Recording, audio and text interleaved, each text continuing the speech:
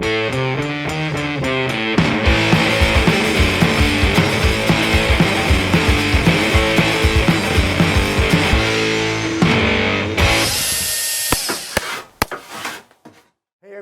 I'm on one of my job sites, and I'm here with Dan Smith from Zipwall. Dan, thanks for coming, man. Thanks, Rob. Really appreciate you having us. Dan is the guru at Zipwall. He's a trainer. He knows way more than we know, and I actually learned some things I was doing wrong today. But I asked Zipwall to come out and collaborate with us on this video, and I wanted to train my guys because dust containment is super important to my business. And you know, Zipwall is one part of it, but there's lots of things that go towards best practice when you're remodeling, and especially when you're remodeling in place. For example, this is a functional kitchen. We're remodeling, we don't want the dust in here. So Dan came out, he trained our crew, and we set up this containment wall. And a couple things that I learned today, because I've been using Zipwall for 12 years, maybe longer. I always used the foam rail because I had them. But I always had a problem when we applied negative pressure that the wall would slide a little bit. And you taught the guys today to use, what do we call this, a clip? Yeah, so the top piece, the head and the plate at the top, yep. Head and the plate, that keeps it super solid, and then you can do the foam rails in between. And you know, we tape, I know Zipwall doesn't tape, but we tape because we're really trying to keep dust out. But that was just a little thing that, I mean, I felt stupid because I've been using the product for so long. I'm like, why haven't I figured that one out? You know, and I guess I should watch more of your videos. Well, it's one of those things where, you know, the devil's in the details, right? And I mean, Zipwall is it's a very user-friendly and intuitive product. So I think there's a lot of misconception of like, oh, I don't need any training on Zipwall. I know how that works. That's easy. Because it is easy. Yeah, it is. But there's those little tips and tricks that help to make the product and the process even more effective and efficient for you, right? So it's like interlocking the plastic at the top. It's using the rubber coasters on the bottom. It's compressing the spring. It's using that little cutting tool, that knife that comes with the zipper to make sure that your zipper doesn't jam. So if you follow those little install tips, the product will function exactly the way it's designed and really perform well for you. That cutting tool is genius because when we cut the plastic at the bottom, we're using utility knives, and you could scratch the floor, right? So the cutting tool has a shroud, it's protected, and it's fast. I did have a couple of questions though, because I might have missed it when you guys were training on this.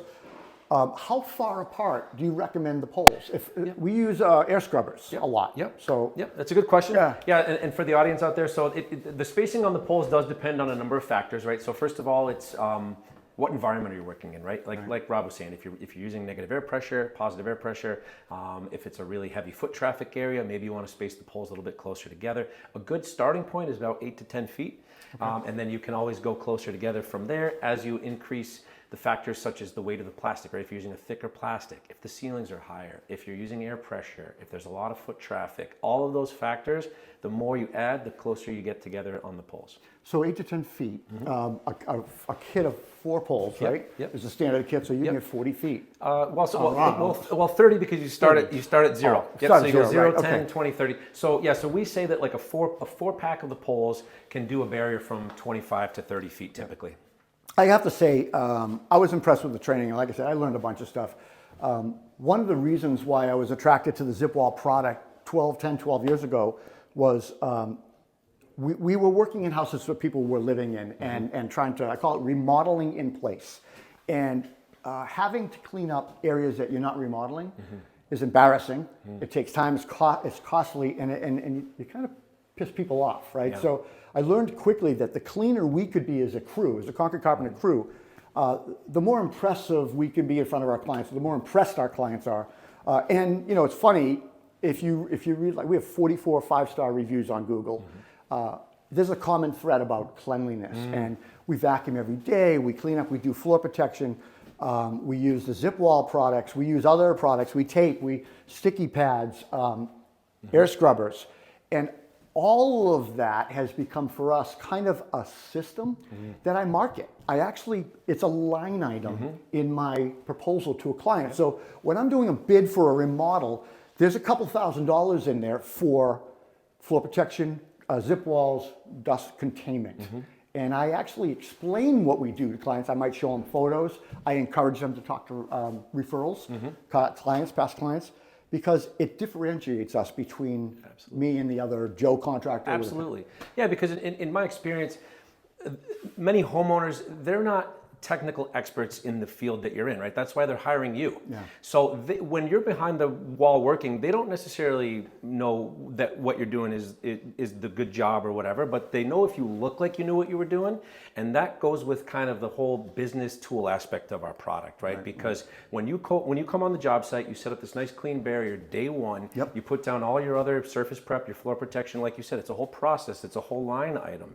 But very rarely do you ever get any pushback because homeowners really appreciate the great lengths you go to care for their property. And as you said, that leads to better referrals, more Referral rate, referrals. yeah. I mean, it helps. It's I mean, word of mouth, the yeah. number one, even in this day and age, still the number one way of accumulating new business is word of mouth, right? People talk to their neighbors. Hey, I had this guy in. He did a phenomenal job. He kept my house clean.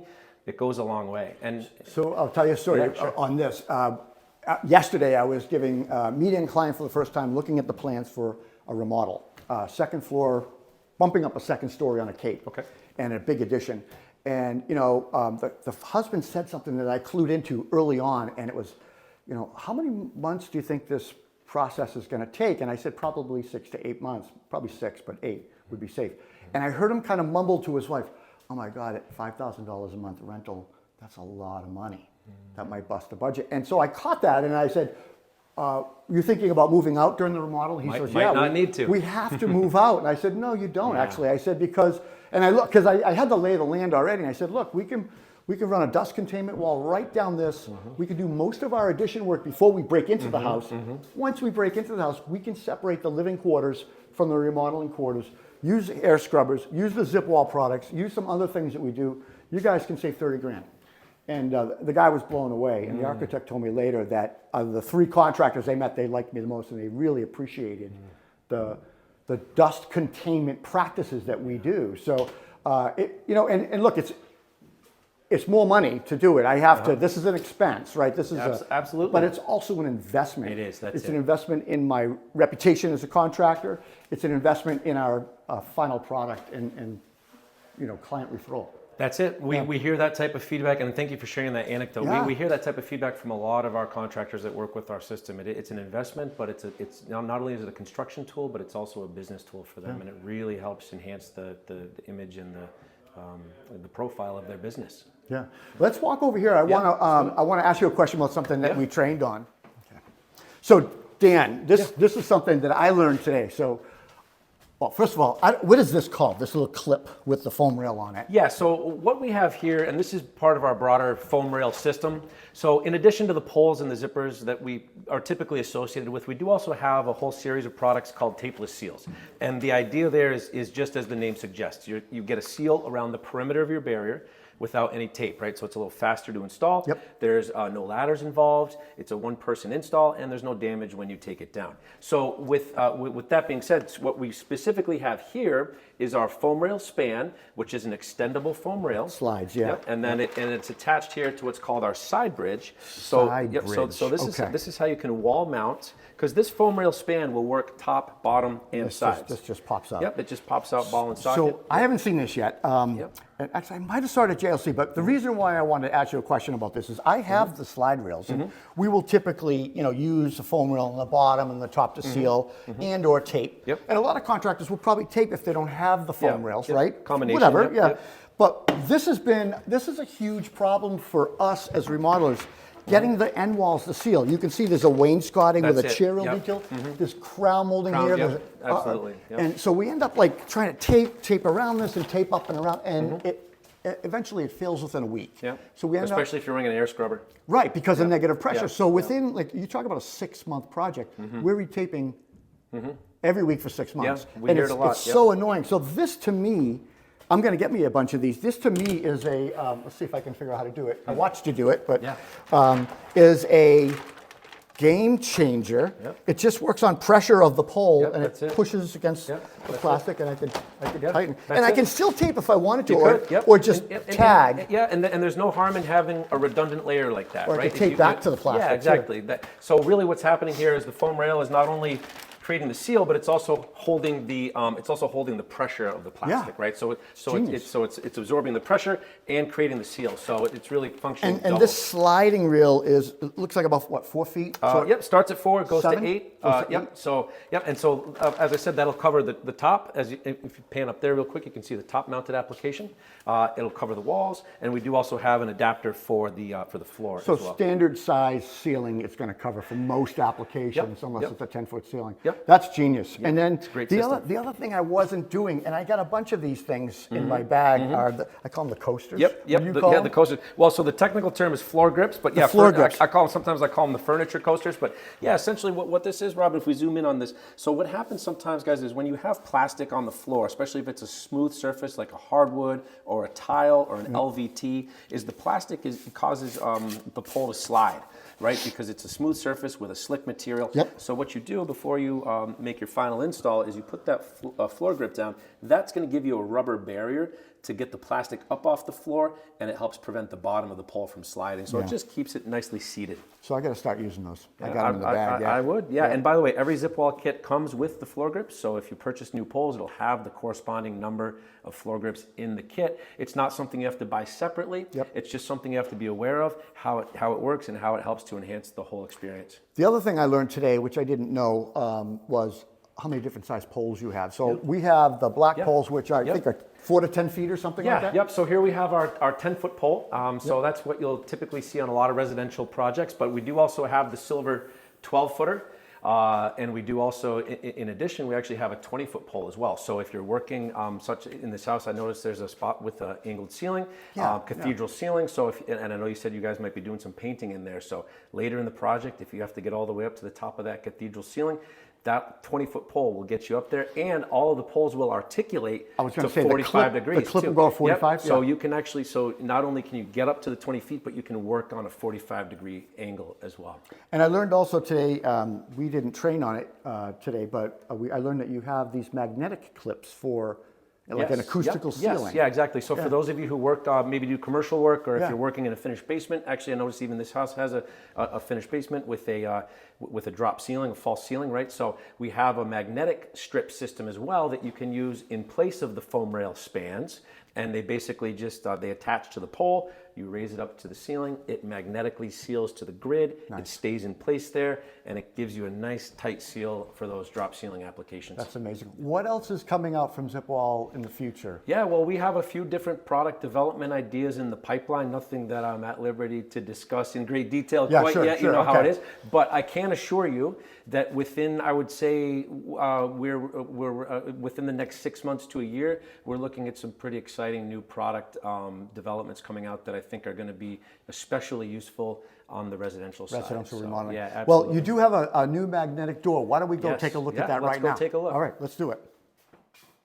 All right. So Dan, I have to tell you that since this came out and I found out about the JLC trade show, we use these exclusively on our remodeling. I love them. It saves me a ton of time. Super efficient. Pays for itself in like 3 or 4 uses. That's it. The one thing I haven't done yet is I haven't bought replacement tape for it. So what's available on that? Yeah, so it's a good question. So this particular zip door magnetic comes with 3 rolls of tape for the first 3 applications, basically. And from there, you can buy the replacement rolls that are 50 feet in length. And each 50-foot roll has enough tape for typically about 3 uses.